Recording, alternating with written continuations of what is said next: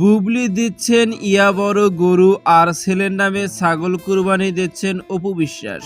Hello viewers, বিস্তারিত জানতে চ্যানেলটি সাবস্ক্রাইব করে সম্পূর্ণ ভিডিওটি দেখুন। প্রিয় দর্শক, 10 জিলহজ রাত পোহালে পবিত্র ঈদুল আজহা, মুসলিমদের সবচেয়ে বড় ধর্মীয় উৎসব। ত্যাগের মহিমা সারা দেশ উদযাপিত হবে।